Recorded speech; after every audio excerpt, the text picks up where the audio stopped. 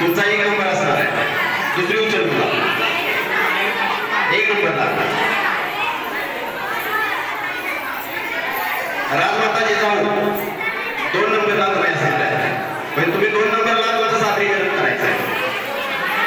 तिसरा क्रमांक अहिल्याबाई होळकर तुमचा तिसरा क्रमांक असणार आहे. तुम्ही 3 नंबरला सादरीकरण करायचं आहे.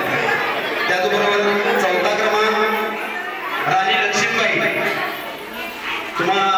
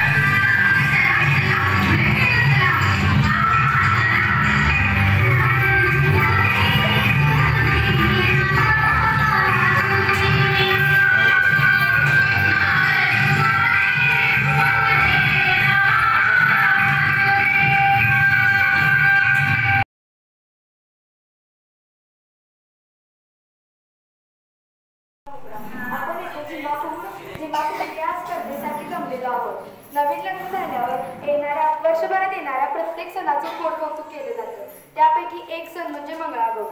नवविवाहित व सौभाग्यवती स्त्रियांना बोलावून हा खेळ खेळला जातो. परंतु फक्त सौभाग्यवतीच का, स्वतःला सुशिक्षित व पुढारलेल्या विचारांच्या समजणाऱ्या आपल्याला आपल्या कृतीतून खरंच असे वागता येते का? वर्षानुवर्ष चालत आलेल्या रूढी परंपरांची ओझे आपण आजही पेलत आहोत. या कार्यक्रमाच्या माध्यमातून आम्हाला माधवीची व्यथा मांडायची आहे. माधवी इतर स्त्रियांसारखीच आई वडिलांच्या संस्कारात प्रेमाने लहानाची मोठी झाली आहे.